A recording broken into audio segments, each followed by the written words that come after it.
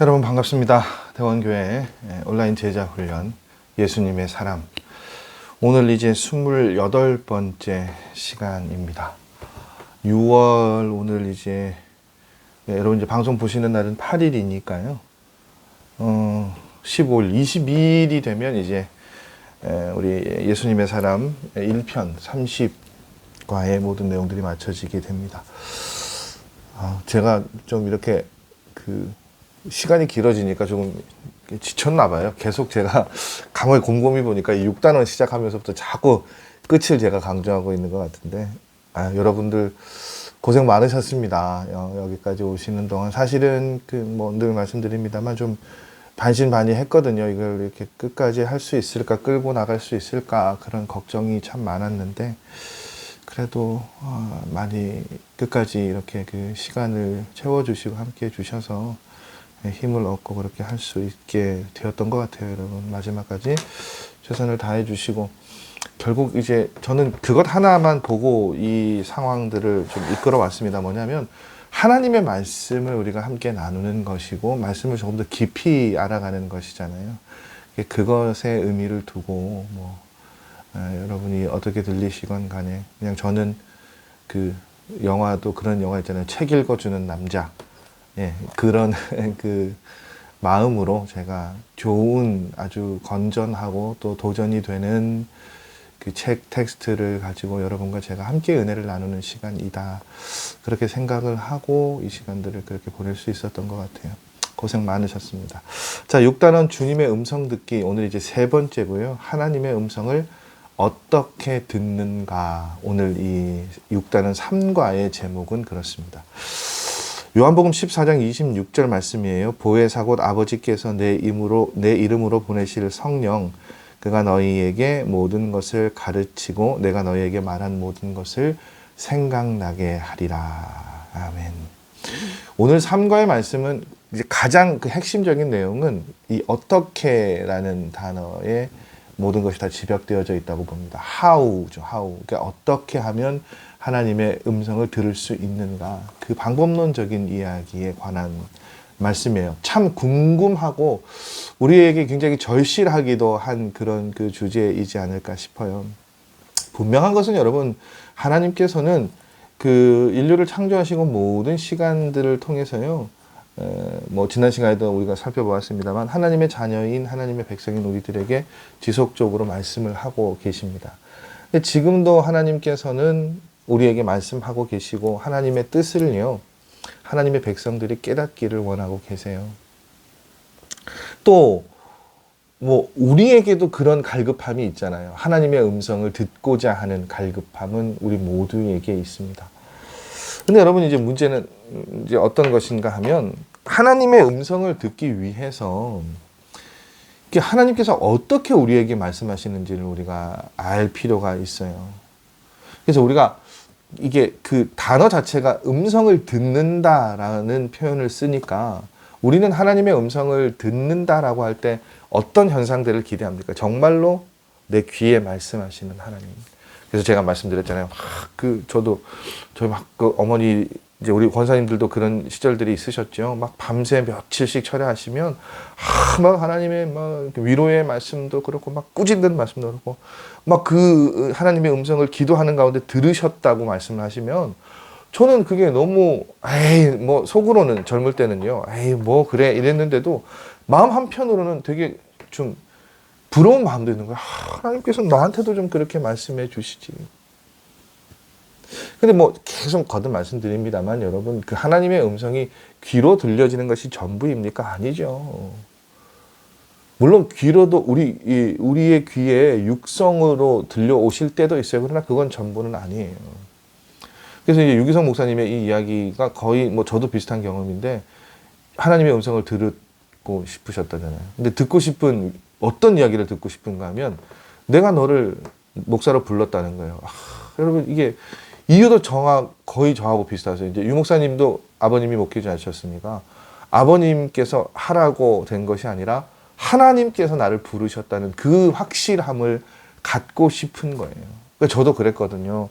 저도 아버지가 등 떠밀지는 않으셨지만 권유를 하셨고, 또 일찍부터 저는 그래서 뭐 전공도 그래서 철학을 선택을 하게 몇 차례 말씀드립니다만 선택을 하게 됐고 저도 모르게 약간 제가 서원하고 가고 싶은 마음도 있었지만 절반 이상은 그냥 아버님의 그런 그 바람에 부응해야 되겠다.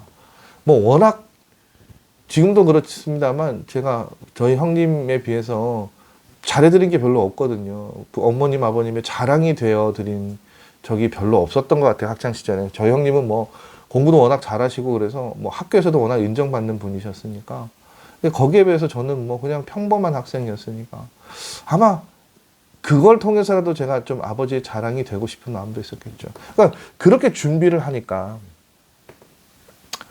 마음 가운데 좀 그런 마음이 있는 거예요. 아, 내가 이 길을 걸어가는 것이 정말 하나님의 뜻이 맞나? 하나님께서 정말 나를 부르셨을까? 그걸 확인하고 싶은 거죠. 그 뭐 여기도 뭐 목사님 막 산기도 가셔서 막 나무 붙잡고 하나님 내가 너를 불렀다라는 말씀 듣기를 원합니다라고 막 그렇게 했지만 뭐 결국 나무만 뽑다 오셨다 그랬잖아요. 저도 마찬가지예요. 듣고 싶어도 듣지 않는 거예요.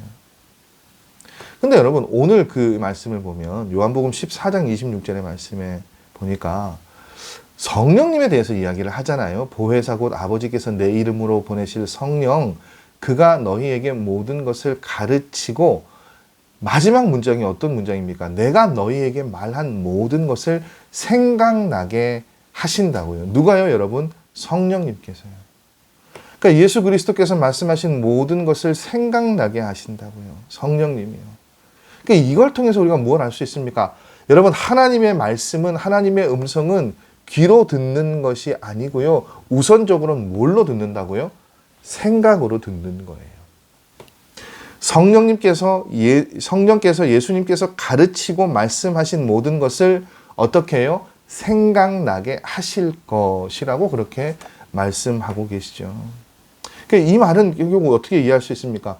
성령님께서 우리의 생각을 통해서 일하신다는 거예요. 역사하신다는 거예요. 여러분, 성령님께서 이제 말씀을 보면 우리 마음 가운데 오셨다라고 이야기하죠. 그래서 이 유목사님의 그 해설은 이렇더라고요. 우리 마음에 성령님께서 오셨는데 굳이 육신의 귀에다 대고 말씀하실 필요가 있냐는 거죠. 마음에 오셨고 마음을 통해서 말씀하시니까 결국 그 말씀을 듣게 되는 통로가 뭐라고요? 생각이라고요. 그러니까 어떤 생각이 떠오르게 하는 방법으로 어떻게 해요? 성령님께서 우리에게 말씀하신다는 거예요. 그러면 여러분 이것이 굉장히 중요한 것이 하나님께서 이런 방법으로 말씀하신다는 것을 우리가 알게 되면 우리 일상의 모든 우리에게 들려오는 소리들요, 내면의 그런 마음들이요, 그게 다 뭐라는 겁니까? 하나님의 음성이었다는 것이죠.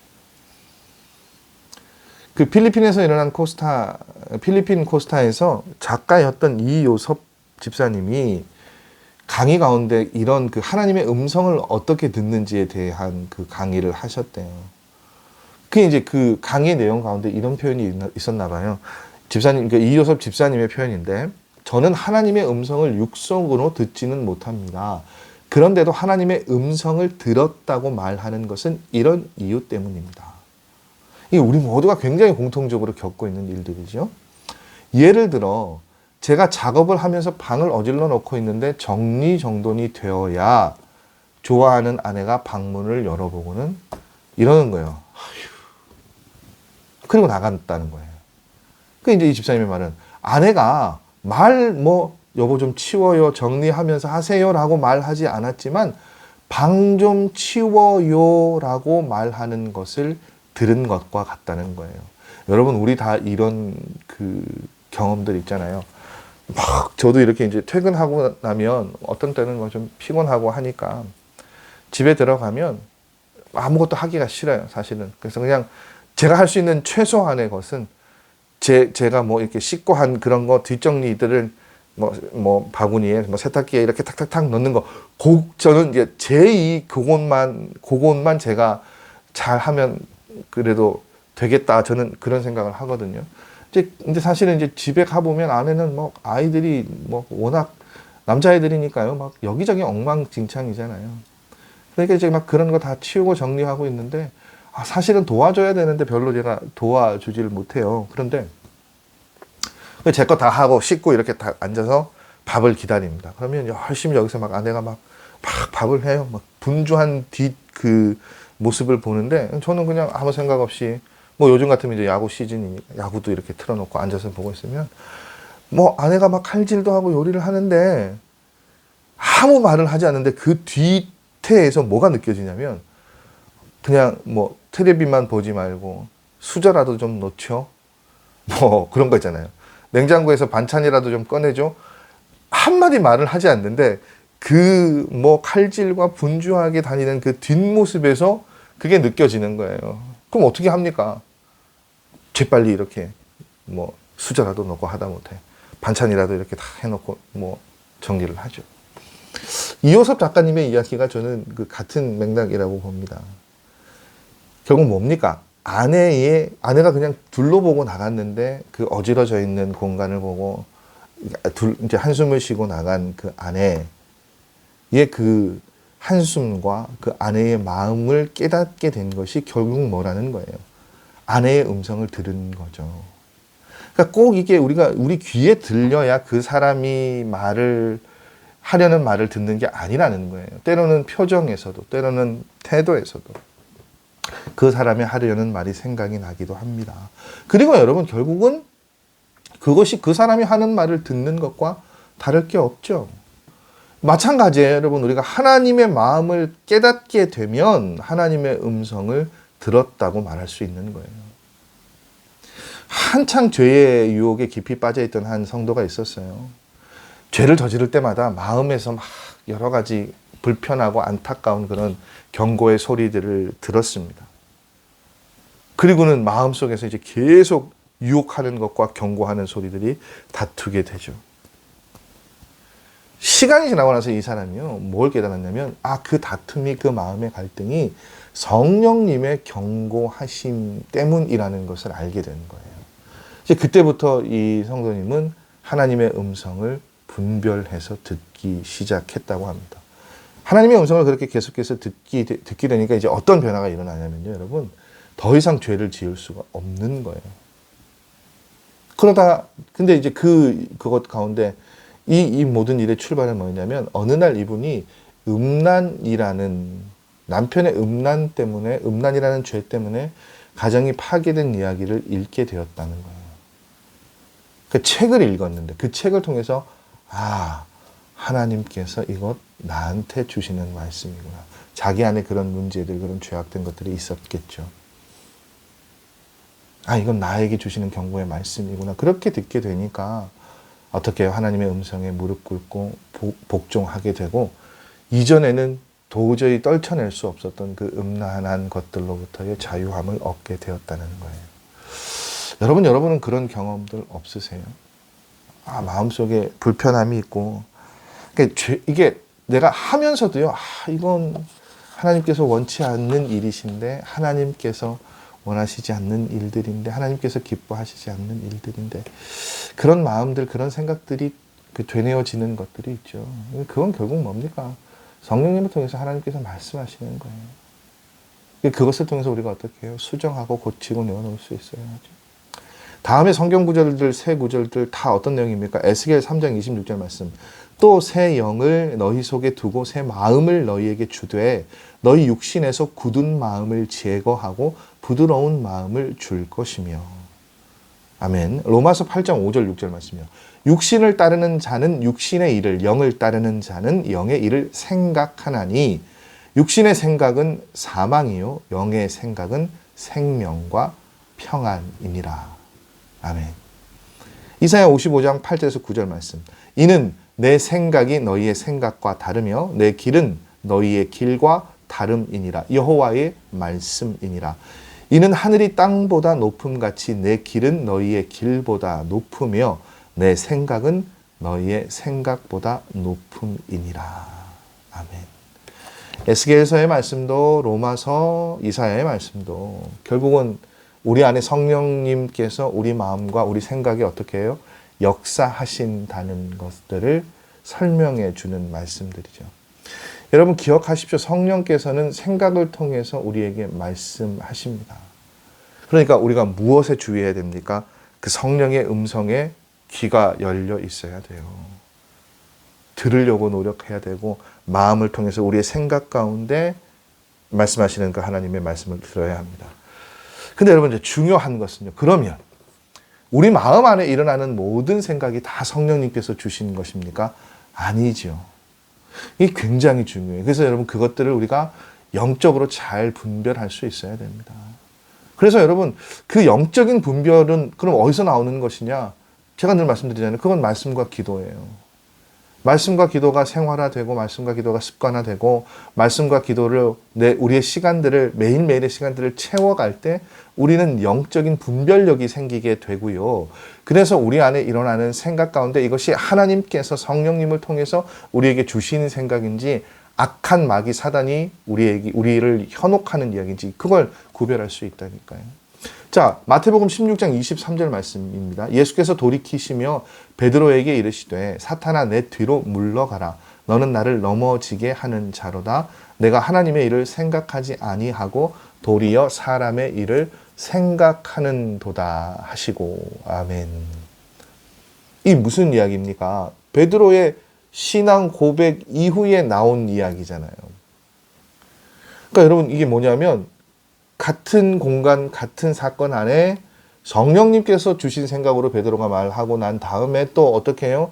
사탄이 주는 생각으로 말을 하게 된다고요. 그런 일들이 일어납니다.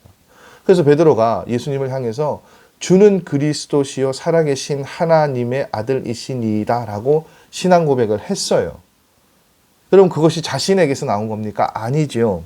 하나님께서 알게 하셨고 입술로 고백하게 하셨습니다. 근데 그 이후에 예수님께서 무엇을 말씀하세요? 예수님의 마지막 십자가상의 고난에 대해서 말씀하셨어요.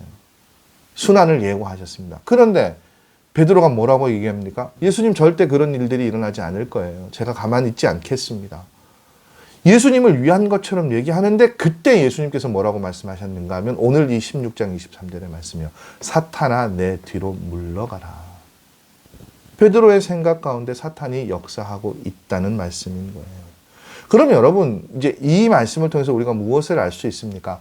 하나님께서도 생각을 통해서 말씀하시고 역사하시는 것처럼 사탄 마귀도요. 우리의 생각을 통해서 역사하죠. 그러니까 우리에게 필요한 것이 무엇입니까? 우리 마음에 우리에 일어나는 이 생각들이요. 정말로 하나님께서 주신 마음이고 음성인지 마귀가 주는 생각인지 잘 구별해야 돼요. 그래서 어떤 생각을 붙잡고 품어야 할지 물리쳐야 할지를 잘 알아야 된다는 겁니다. 여러분 저도 그렇고 여러분도 그렇고 정말 내가 이런 생각을 해도 되나? 내가 이런 마음을 품어도 되나?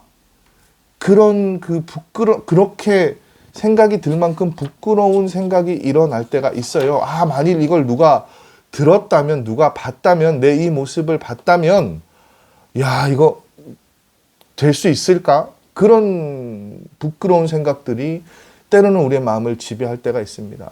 음란할 때도, 우리가 음란한 생각을 품을 때도 있고요. 사람을 대할 때도 굉장히 악의적으로 적대적으로 전혀 하나님께서 주신 마음이 아닌 것인데 그렇게 말하고 그렇게 생각하고 그런 마음을 품을 때가 있어요. 그거 다 누구의 역사라고요? 여러분 마귀의 역사라고요. 누군가를 죽이고 싶고 죽고 싶고 우울함에 빠지고 온갖 음란한 생각들 다 마귀가 주는 생각이잖아요. 그 유기성 목사님도 목회를 그만둘 생각을 하셨다고 하잖아요. 스스로 나쁜 생각이 많아서 나는 위선자고 가증한 사람이라고요. 근데 이제 요한복음 말씀을 읽을 때 성령님께서 나쁜 생각을 심어주는 것은 마귀의 역사임을 깨닫게 해주셨대요. 그럼 여러분 목회자인데 사람이잖아요. 부족하잖아요. 그러니까 저도 이제 그런 생각이 드는 거예요. 어렵거나 부족함이 보이거나 제 안에 한없이 그 무기력함을 느끼게 되면 그만두고 싶죠.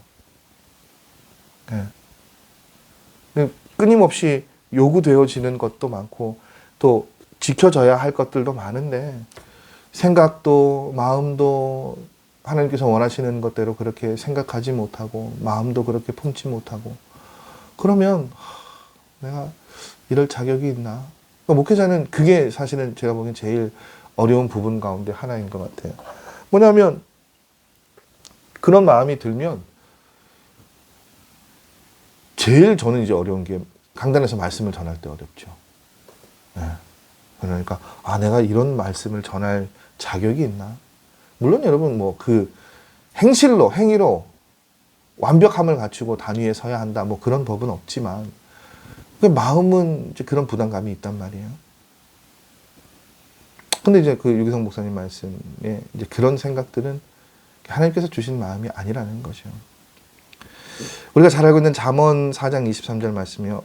제가 이게 노안이 이제 왔나 봐요, 여러분. 이게 안경을 죄송합니다. 이게 사적인 이야기인데 안경 이게 뭐 다초점이라고 이렇게 맞췄는데 다초점을 제가 이전 안경을 쓸 때 맞췄는데 그때는 이제 뭐 고개를 이렇게 하고 이렇게 하면 되는데 불편해가지고 그냥 조금 그 선택을 하라고 그러시더라고요. 목사님 가까이 글 읽는 거는 뭐 지금 괜찮으실 것 같으니까 멀리 성도님들이 이렇게 설교하실 때 이렇게 바라보시기에 좀 뚜렷한 게 좋지 않겠습니까? 그래서 거기에 맞춰 주십시오 그랬더니 이 가까이에 있는 글을 저는 어르신들 예전에 이러고 이렇게 그 글씨 읽으시는 게 이해가 안 됐거든요. 근데 지금 제가 조금 그렇네요. 이렇게 가까이에 제가 지금 교재를 놓고 녹화를 하다 보니까 이게 조금 더 편합니다. 양해해 주시면 감사하겠습니다. 자, 그래서 그 잠언 4장의 말씀을 보면 결국 여러분 마음으로부터 모든 것들이 시작되어지잖아요. 그래서 여러분 우리 마음 가운데 악한 생각, 부정적인 생각 일어나게 되면 그런 마음을 품게 되면 우리가 그걸 대수롭지 않게 그냥 소홀하게 여기서는 안 됩니다. 그건 마귀 사탄이 주는 생각이에요. 그걸 그냥 무시하고 넘어가 버리면 그 마귀 사탄의 생각에 넘어가게 되는 것이죠. 요한복음 14장 2절의 말씀을 보면 이런 표현이 있어요. 마귀가 가룟 유다에게 예수님을 팔 생각을 넣어 주었다고요. 그러니까 여러분 하나님께서도 성령님께서도 우리의 마음 가운데 오셔서 생각을 통해 말씀하시는데 마귀 사단도 생각을 불어넣잖아요. 구별해야죠. 분별할 수 있어야죠. 이 생각이 어디에서부터 누구에게로부터 온 것인가를 구별하고 분별하면 악한 생각들은 어떻게 해요? 우리가 걸러내고 밀쳐낼 수 있어야 되죠. 가룟 유다가 그걸 못한 거예요. 그래서 마귀의 종이 된 것이죠. 그 목사님의 그 예화 가운데 그 이혼 위기에 있는 부부의 상담의 얘기가 길게 있어요. 뭐냐면 뭐 관계가 좋지 않으니까 아내가 남편한테 이혼하자고 이야기를 했어요. 남편은 안 된다고 이야기했죠. 왜냐하면 이제 관계는 무너졌지만 이 남편에게는 혼자 되셔서 자기를 길러주신 권사님이신 어머니가 있는데 그 어머니를 생각하니까 도저히 이혼하는 건 어렵고 힘든 일이 아니라는 거예요. 그래서 이 남편이 아내에게 이렇게 얘기를 했대요. 당신도 속으로는 이혼하는 것이 아내가 이제 남편에게 물어봤대요. 당신도 솔직하게 얘기해봐라. 속으로는 이혼하는 것이 낫겠다고 생각하지 않느냐. 이제 저희 어렸을 때 이런 얘기 많이 했는데 하나님께 맹세하고 솔직하게 말해봐라. 이렇게 얘기한 거예요. 그 이제 마음속으로는. 그러니까 상황은 막 그렇지만 어머니 생각도 불효하면 안 되니까 이혼하면 안 되지만 이미 마음속으로는 이 관계가 깨질 대로 깨졌으니까 그게 좋겠다라고 생각한 거예요. 그래서 이제 끝이라고 이야기를 이제 하고 끝이라는 그런 상황들을 직면하게 됐죠. 그러면서 이제 목사님 찾아온 거예요. 그러면서 이제 그런 얘기를 한 거예요. 목사님, 아내가 하나님께 맹세하고 말하라는데 거짓말 할 수도 없고 그래서 이걸 어떻게 얘기를 해야 됩니까? 어떤 답을 줘야 될지, 어떤 결론을 내야 될지가 이제 명백하게 끝을 내는 일이 어렵고 쉽지 않으니까 질문을 한 거예요.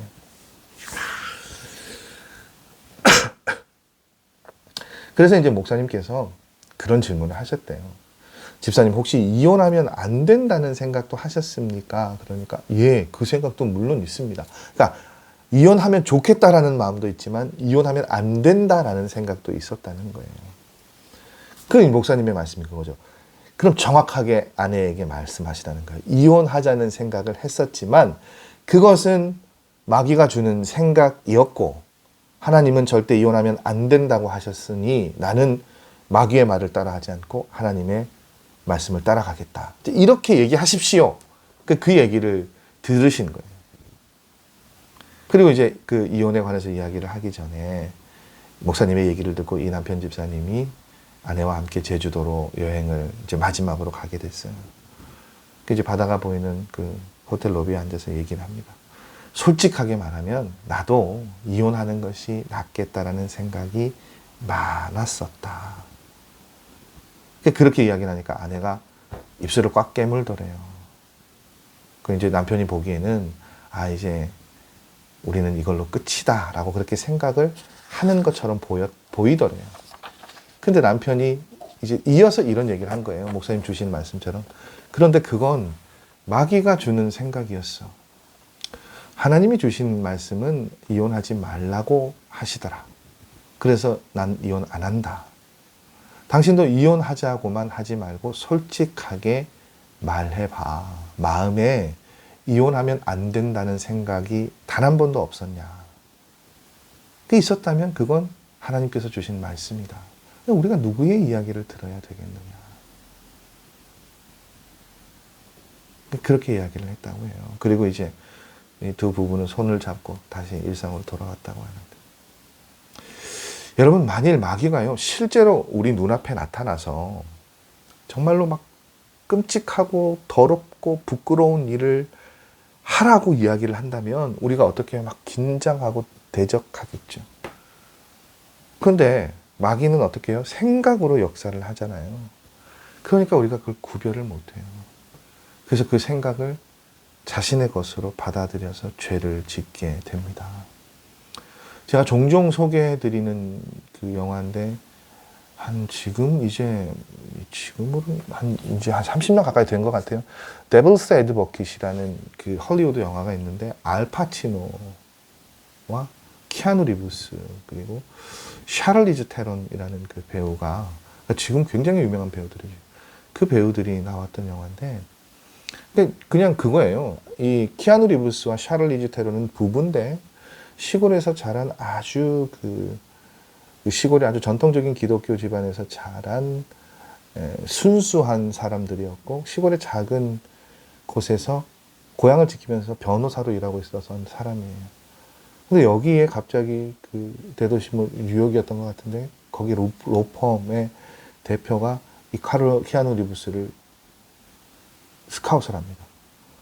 그리고 막 그 화려한 생활에 젖어가면서 점점 키아누 리브스가 이 죄의 유혹에 빠져가는 장면들이 나와요.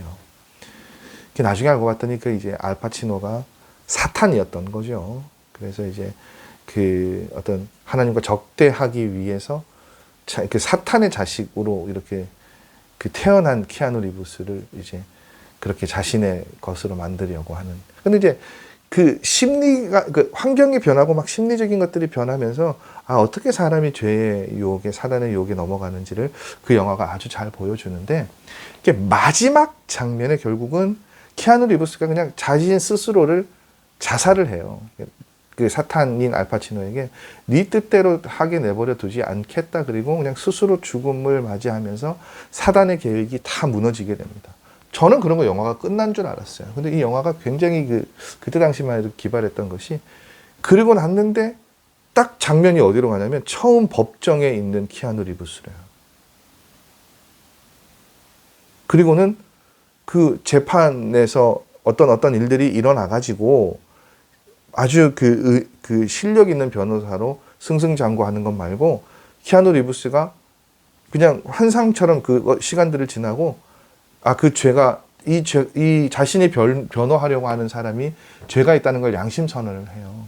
그러니까 막 또 갑자기 기자들이 막 몰려들어서 변호사님이 양심 선언을 했다고 막 또 이제 스타를 만들어줍니다. 그러니까 그 기자 중에 하나가 알고 봤더니 또 그 사탄이었던 거죠. 그러면서 첫 번째는 그 명예욕, 승부사적인 그 욕구로 홀렸다면, 이제는 어떻게 해요? 많은 사람들에게 인정받는, 많은 사람들이 인정하는 사람으로 또 한 번 이 사람을 어떻게 해요? 유혹하려고 하는 그런 그 장면이 그 영화의 그렇게 유혹하면서 영화가 끝나는 그 영화거든요. 무슨 이야기예요, 여러분? 사단이 그렇게 우리의 그 주변의 모든 것들을, 우리의 삶의 흐름을 아주 교묘하게 해요. 보암직스럽게, 먹음직스럽게, 탐욕스럽게 그렇게 한다니까요. 있는 속내를 그대로 드러내면 누가 그걸 따라 하겠습니까? 근데 굉장히 교묘하게 위장하잖아요. 마치 내가 대단한 사람이 된 것처럼, 내가 무언가 뛰어난 사람인 것처럼, 잘하고 있는 것처럼 그렇게 한다니까요. 근데 여러분, 우리가 그것들을 잘 구별할 수 있어야 됩니다. 이게 성령님께서 주시는 것인지, 성령님께서 주시지 않는 것인지. 여러분, 기도하고 전도하고 사랑하라는 생각, 그거 성령님께서 주신 생각이잖아요.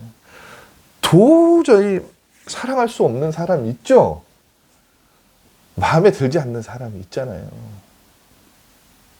근데 그런 사람을 사랑하고 품을 수 있는 건, 품으라고 하는 건, 그건 내 안에 누가 발현하는 이야기입니까?